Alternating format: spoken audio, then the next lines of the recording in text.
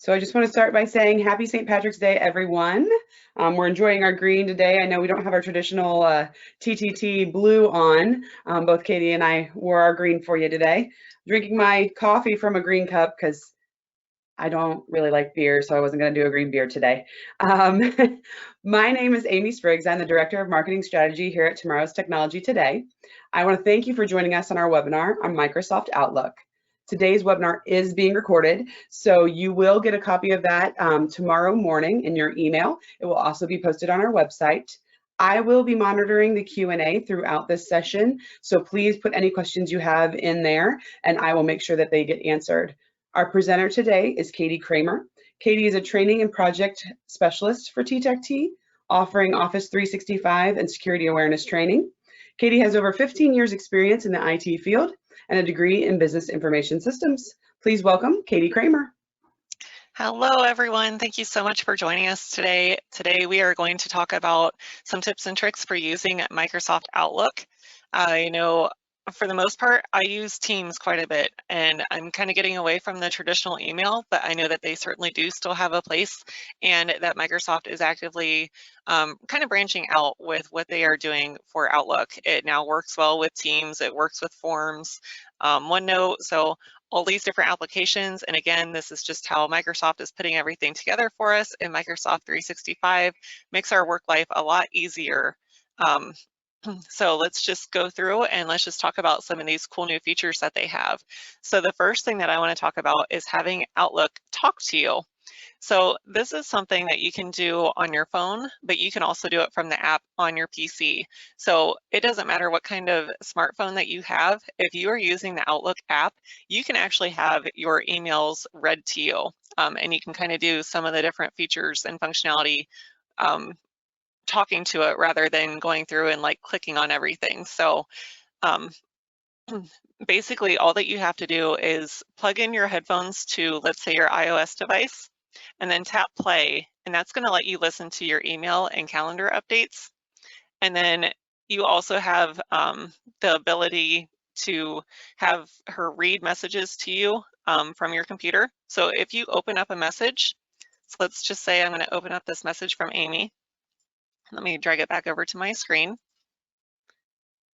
And over here on the speech tab, you can see the read aloud. So if I click on that, that's going to give me all the different options that I have. So for however fast or slow I want her to read, or if I want to change who's actually talking, so we have Microsoft Mark, or you also have Microsoft David or Microsoft Zira. So, and then you can change and adjust the speed if you want it to go really fast, or if you prefer that it slows down a little bit so you can actually catch what they're saying. So really nice feature to have. And Amy, I believe you tried it out on your phone, right? Do you want to tell us about your experience with it? Yes, sure. So I did this in my car. I wanted to see how it would work in my car. So I am going to kind of share here. I have my phone here. I am an Android user, so I have a Samsung phone. And on my work side, all I did was tapped on the Outlook. And once I was in Outlook here, what I could do, once I was plugged in my car, it gave me the option to press play, just like she said, and it was in that lower. So let me see here. I want to try to. It was in the lower left-hand side when I was plugged in. Now I plugged in directly to my car. I can connect in my dashboard with a USB cable, so I did that. And when I did that, it gave me the option right away. Again, if I put headphones in, it would do the same. So it was actually reading the emails to me through my car speakers. And what was nice is you get to pick Cortana's voice. It's Cortana that helps you with this. So you get to pick a feminine or masculine voice, whichever you choose. And it really is very conversational. He or she speaks to you and just says, I'm going to read this message to you. I will do the best I can, because some of them, it'll tell you image here, there's a chart here, which is fine. And reading through the messages, you can pause them. You can say next message. You can say go back.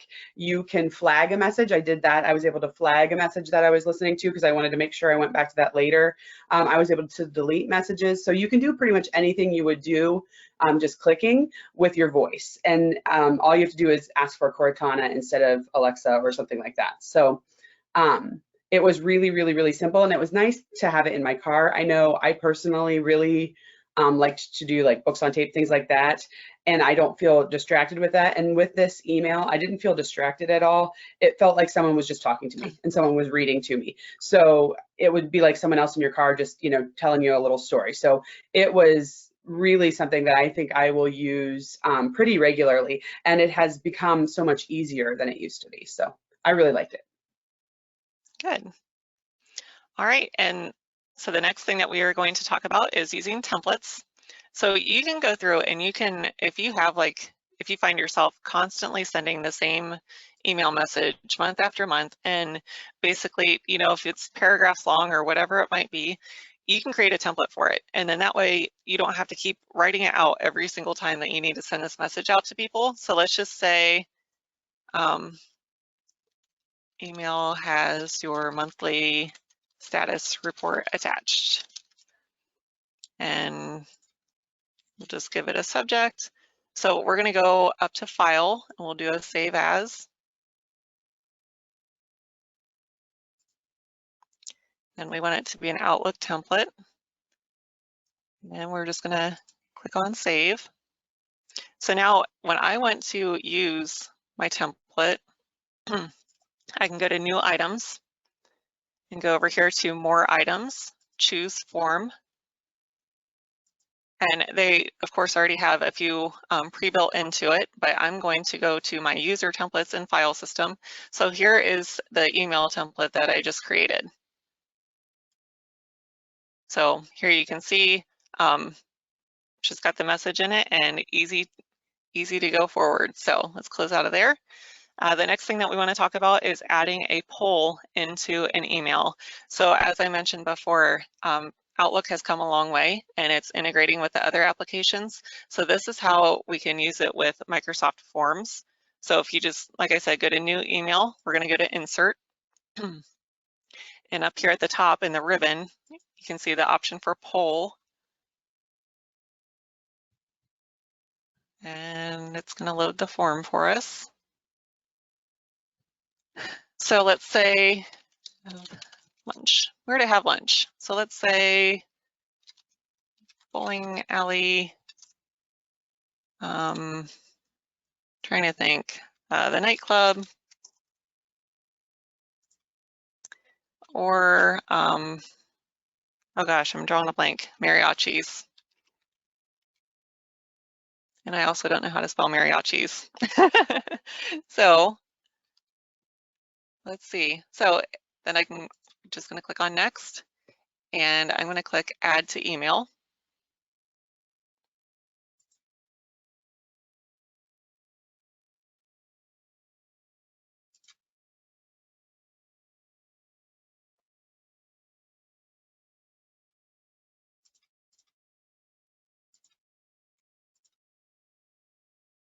I personally love this offering from them. There we go. Sorry, you do need to click back in the email before you are able to add it in there. But the nice part is, so if I click on this link, it's going to take me out to my browser.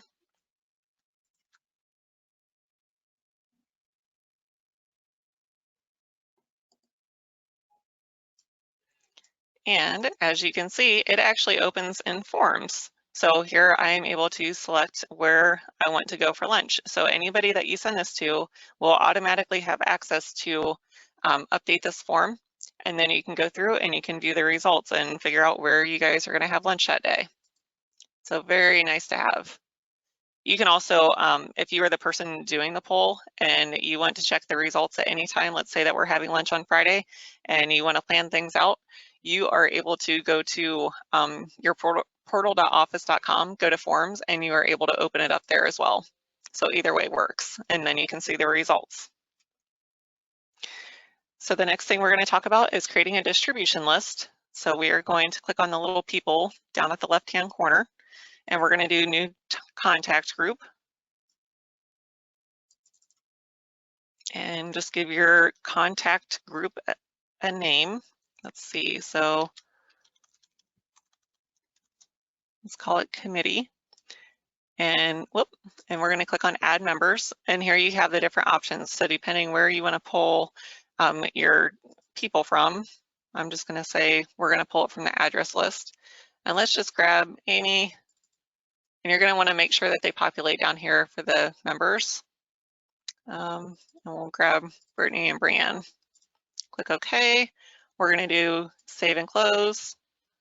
So now when I go back to email, new email, and here I can type in committee. And if I expand this, which I'm not able to collapse it again if I open it up, here we can see we have Amy, Brianne, and Brittany. So very easy to use.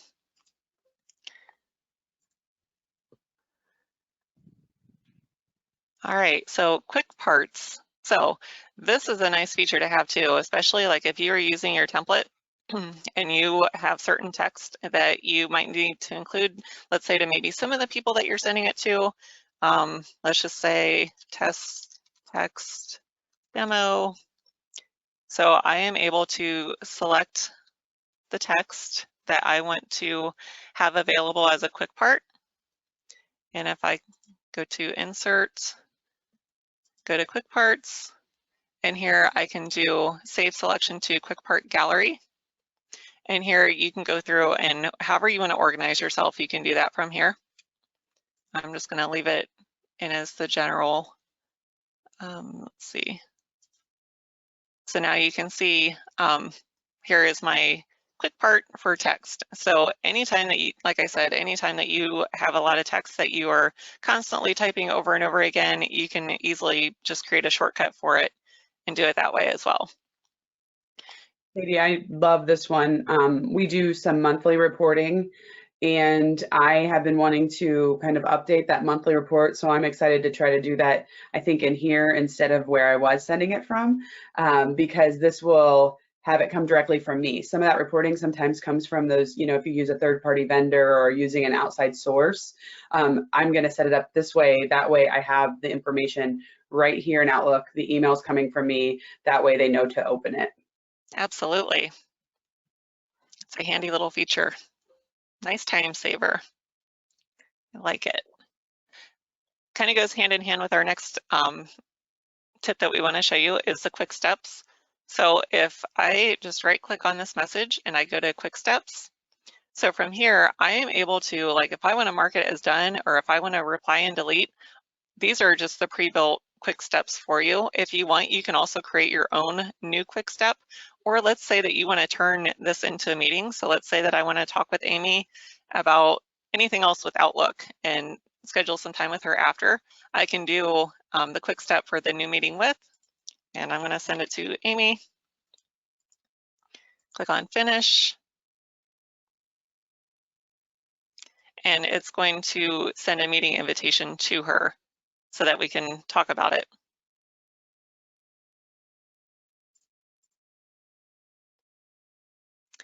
And then the next thing that we want to talk about is flagging items to create to-dos. So to-do is another app within Microsoft, within your business subscription.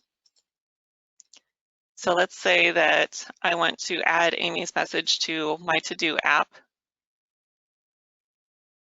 And let's just do the follow-up, and we'll do follow-up today. So for one thing, it's going to highlight that message so that I know that there's some action required. And then if I click on the three little dots and go to tasks,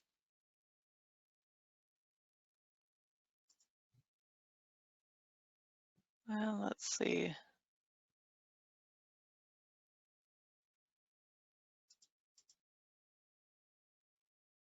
Oh, here we go. Now it showed up, sorry. So here you can see that here's Amy's message, and this is just adding it to my to-do app. So also if I would go out to portal.office.com, open up my to-do app, that item would also be within there. So doing the app mentions is one of my favorite things with Microsoft Teams, and it's also available within Outlook. So let's say that you have some lengthy email and you need to call out or highlight something, you know, give some recognition for something that someone has done or something like that. And you want to say, congratulations. And then we can do Amy Spriggs. And there you can see it's highlighting her name. So when she gets that email, for one thing, within her Outlook inbox, it's going to show up in her mention column. and it'll show her name highlighted. But also when she goes to read that message, if it's some long lengthy message, she's also going to see kind of focus on what she needs to either do or notice that she got, hey, congratulations, great job, whatever it might be. I just want to pause for just a second and remind people you can ask questions. If you have any questions, feel free to add those in the questions section, and I will make sure we answer those. I know we're going over a lot kind of quickly, so feel free to throw a question in there and we'll go back or we'll do our best to answer it. Absolutely. Also, to kind of add on to that, if there's anything else that you know about that you want to share with the group, please feel free. I love sharing information with everybody, so feel free to jump in. Yeah, just add that in the questions, and then I can add you. I can allow you to I can unmute you and then allow you to speak. And if you want on camera, we can unmute your camera, but that's up to you entirely. Absolutely. All right, so delay delivery. So this is also a handy little feature that they've added in. And let's see. If first you need to open up a new message, and you're just going to go up to options up at the top, and we're going to click on the delay delivery. So this is a kind of nice, handy little feature that if you have a message that, let's say it needs to go out to your whole team, but you don't want to send it until Monday, or if you want to share some great news on a Friday, you can do that as well. So down here in the delivery options, you can set it to whatever you want it to be or whoever you want it to go to. If you want to give it a category, you can do that as well. If you want to mark it as important or sensitive, whatever you need to do with that message, you can do it all from right here within the properties of that message. I love this feature. I do this a lot with text messaging. I do scheduled text messaging. And with this feature, with this one, Katie, what I could see being really great is, let's say you have a meeting coming up and you want to remind someone to bring something or something that you need them to have at that meeting. You can set that email up and remind them an hour before, remind them, the morning of whatever. And that way you don't have to remember it that morning. You really already have it out there. I know personally, I have some attention and focus issues. And so for me, this is a lifesaver, being able to pre-plan and map out what I need. And sometimes I even pre-schedule messages to myself as reminders. Now, I obviously can use to do in here, but like with a text message, I'll pre-send that. So it's the same kind of idea, making sure you kind of that little bit of a reminder, that little blip that'll come up on their phone or on their computer. Great idea. All right, and then let's take a look at all the different options that we have available to us. So if you go from your inbox and just click on File, we're going to drop down to the bottom and go to Options.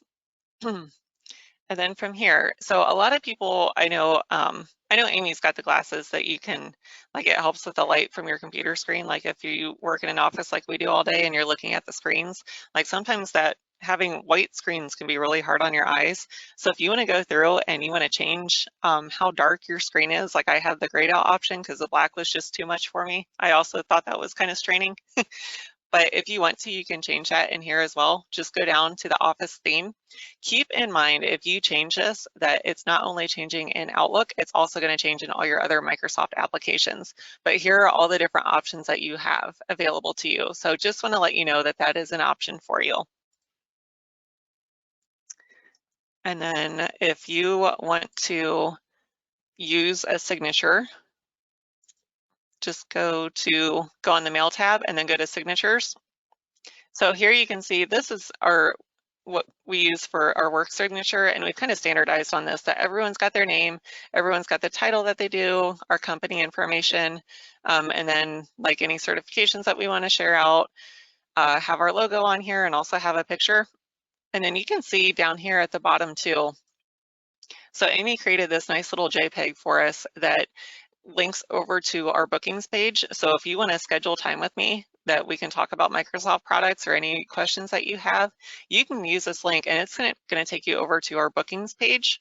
And if you haven't checked out bookings, you might want to, because it's a great way that you can schedule time with yourself or with someone on your staff, that your clients can use it and help connect with you a little bit. It's basically like an appointment setter, but it's online. It's all digital. It sends the reminders from the Outlook calendar so that you can just join the meeting from there. You can also make it a Teams meeting, and then that way you can also use Microsoft Teams. Very nice to have. So keep in mind too, I know too, sometimes like the spam filters will get a little wonky, like if you start to add in all the different social media links. So just kind of keep that in mind as you're thinking about what you want to include within your email signature. But basically all you have to do is go to new, and let's just give it a name. And it's just going to give you this blank box, and then you can go through and you can add whatever you want to put in here. And then up here at the top, you can say, like if you have multiple email accounts that you have access to, you can add them from here. You can also say if you want to, which signature you want to use for new messages, and then also for replies and forwards, which one you want to use.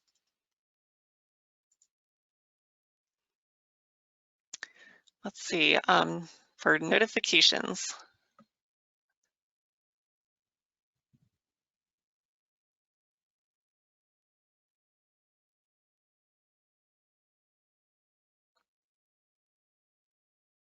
Oh, sorry.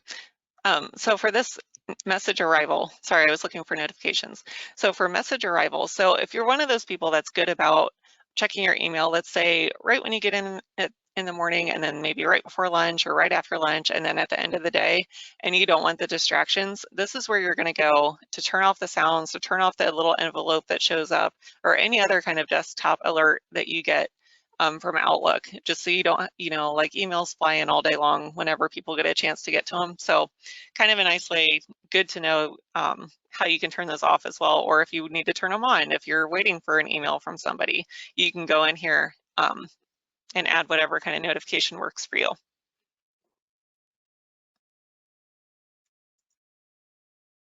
So from the calendar view, here you're able to go through and you can set up whatever your working hours are. This is what's going to be based in the scheduling assistant. So when people go to schedule time with you, they're able to see when your calendar is blocked out, given these are your standard work times and also your standard work days. And if you want to, you can also go through, you can add holidays. So let's say that you have a vendor, maybe over in Germany or something like that. You want to add in all their holiday time, because I know they get a lot more than we do. So if you want to, you can click on add holidays, and here you can select whatever country that you want to, and that's going to put it into your calendar, and it'll highlight, it'll be a different color than whatever you're currently using for your calendar. But then that way you can kind of keep track of and maybe any of the scheduling or those kinds of things when you place an order from another place. So let's see. Amy, is there anything else that you can think of? Or does anyone on the line, anything you want to share, any questions, anything you want to know? I'm not seeing any questions just yet. I do like that the customizing. So with the calendar part of it, when we get in there, like what I do in the calendar is I have color coded everything. So I have different color codes for like my family, some that are just my personal things that I need to do, work related. So that might be something to kind of highlight a little more. That just for me personally, that helps me to stay like knowing ahead, like, oh, that's for the whole family. That's just for me.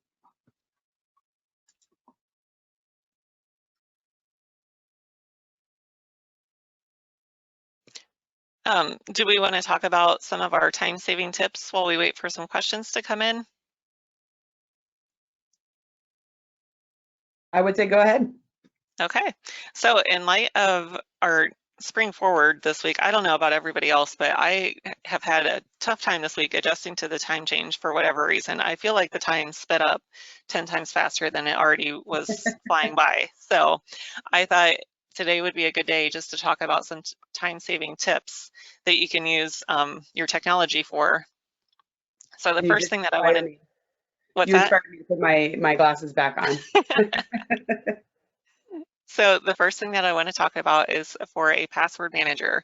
So I used to waste a ton of time anytime that I would get into whatever account that, let's say that it's been 6 months since I last logged into it, like if I wanted to get on and do some shopping at Kohl's or something. And for the life of me, I could not remember what my password was. So I'm like, oh, well, I'll just reset my password. That ends up taking a lot of time. That by the time you like do your whole recovery email and get back into your email and figure out how to log into there and find the message, click the link, all those kinds of things, it's a complete waste of time. So if you start to use a password manager, it keeps all the URLs for you. You can put all your shopping in there. You can put your banks in there, have different passwords for everything. If you want to, you can even have different user IDs. It's going to remember everything for you. So it's a huge time saver for one thing. It also helps keep you secure.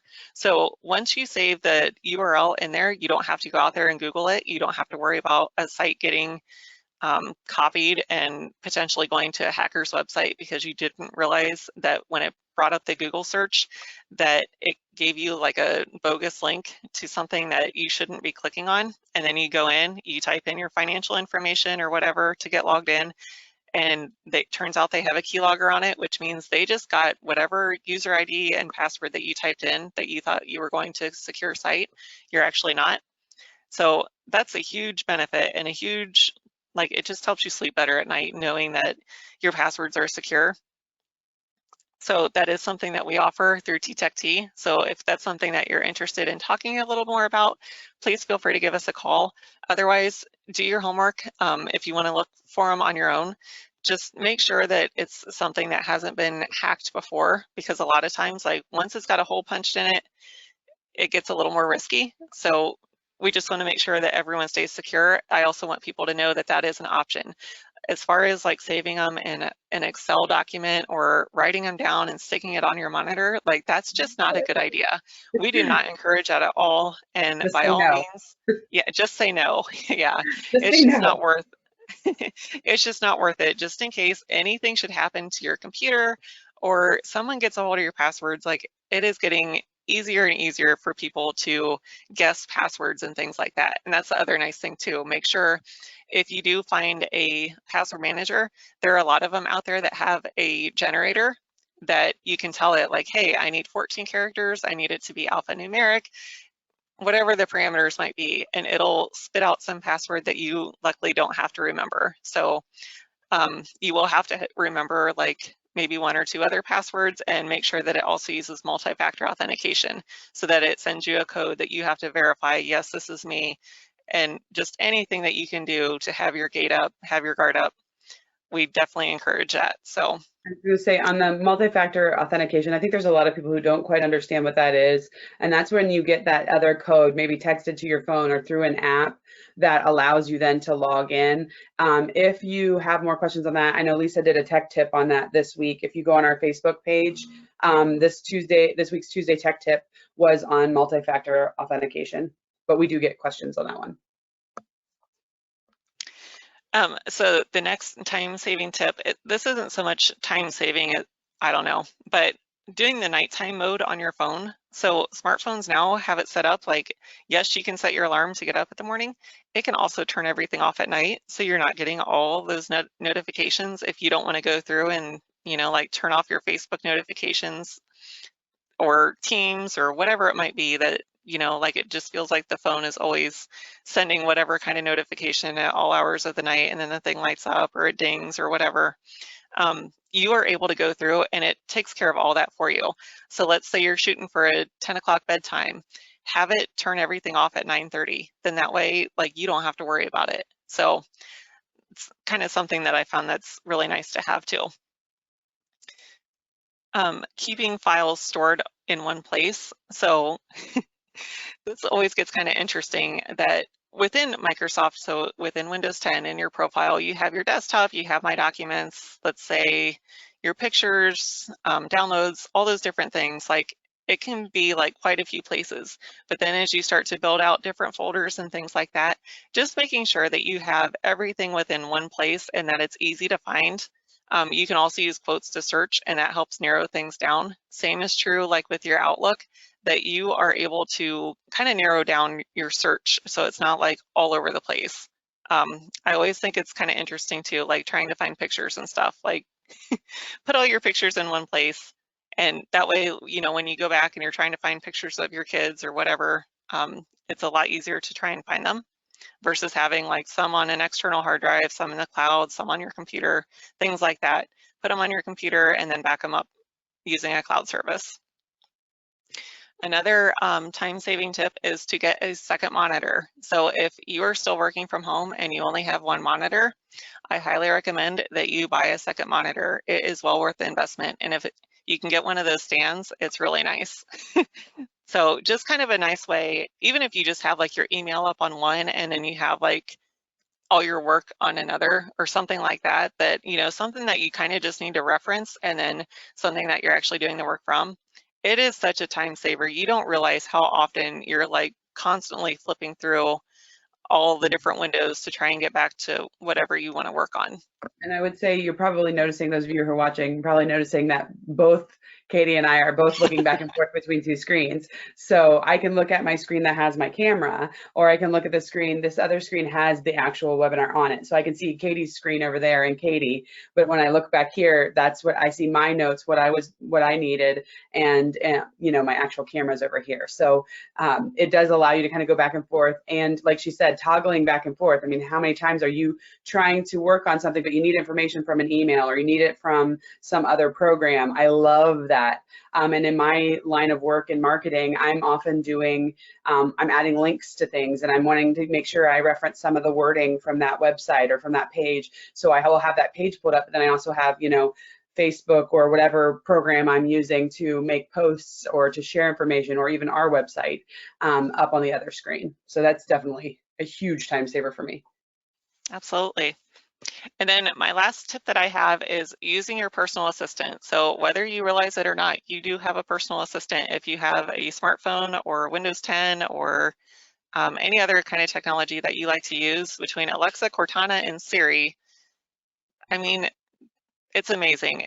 So phenomenal tools that, you can set reminders, you can play music, like they can read email. So whatever you need it to do, you can probably look into your app and see if it can help you out in one way or another again, or I don't know, I'm trying to think of some other examples. Really even just asking it questions, or, if you need to lighten your mood a little bit and have it tell you a joke, things like that. It makes such a big difference, and it really is nice to have within our daily lives. All right, do you know any other tech tips? Or any other time-saving tips? But I do have one question, and the question is, on your screen, the upper right-hand corner, there's a fish there. What is that for? That is for our security awareness training that we did. Oh, I think you froze up a little bit on me. I don't know if Katie froze for the rest of you, but she froze for me. So hopefully you can hear me. I know some of the answers to this. So Katie, if you're hearing me, hopefully I'm saying this right. That's with our security awareness. That's to submit. If we think an email is phishing, instead of clicking in it and clicking on the link, we click that to submit it so that it is reviewed to make sure it is not an actual phishing email. Looks like for me, at least, Katie is still frozen. So I am going to go ahead and keep going here. Now, can someone give me a little, message in the chat? Let me know if you can hear me right now in the questions or the chat, either one. I am going to type in the chat a couple of addresses for you, and then I'm going to go over our handout here. So we have a handout, and in our handout, we have this file. I'm going to pull it up. We have a file in the handout that has the training webinar series and Lisa's executive webinar series on it. In the training webinars, we have this one, and we have one more this quarter, which will be March 31st at 1 p.m. That one's on cybersecurity. Be aware of the latest concerns. To sign up for that, you will go to tomtechtoday.com/training webinar. And then on the next set, we have the executive webinar series. And for that, we have one next week, actually, with Lisa, and it is the 5 things every business must know about cyber liability insurance. And that one actually is going to be hosted by Lisa, along with some folks from Fort Recovery Insurance and from Arlington Row. And they're going to talk to you about cyber liability. It's something that's very important for businesses, something that you really do want to make sure you know. I think it looks like Katie's back. And then on the bottom of that page, it also has the next executive webinar, which will be in April on the 15th. And that one, we are actually going to perform a live hack there. So we're going to show you a hacker's way through your network. You're going to see what it looks like when a hacker gets through your system, which is super scary and awful. But I do encourage you, anyone who's an executive in your business really should attend those executive webinars. They are free, but they have tons of information. So for those, you're going to go to tomtechtoday.com/free-executive-webinar. Again, I will put both of those addresses in the chat and give you a moment to ask any more questions. Katie, anything more from you? I don't know how much of my response made it out before I dropped from the call before. Like 10, maybe the first like 3 seconds. And then I tried to give a little information about what phishing was for, or that the fish thing is to report phishing. But I didn't say a whole lot about our security awareness training because I don't specialize in that. You do, so I'll let you talk about that. Okay, so every month we set up simulated phishing emails and we just create different campaigns. So that is just that little button with the fish on it was just to let people know, or to let our technical guys know that I identified the phishing email. And anytime that I get a suspicious email, I can click on that button and that'll send it to them and they can check it out and let me know if it's safe or not to open. So something that you have to be very cautious of for anybody in the world, just making sure like whatever links and emails, and it's so easy for hackers to go through and spoof people these days and to put malicious attachments or links or whatever into their emails.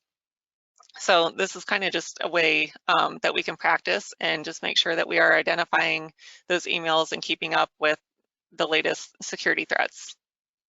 If it's something that you're interested in learning more about, I mean, by all means, please give us a call and we are happy to talk about the importance of it. And if you want to get set up with it, we can certainly do that.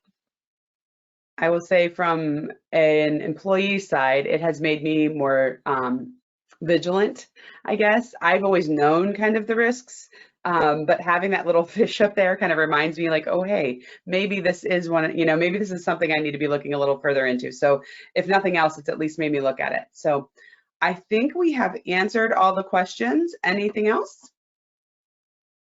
I don't think so. Thank you so much, everyone, for joining us today. Yeah.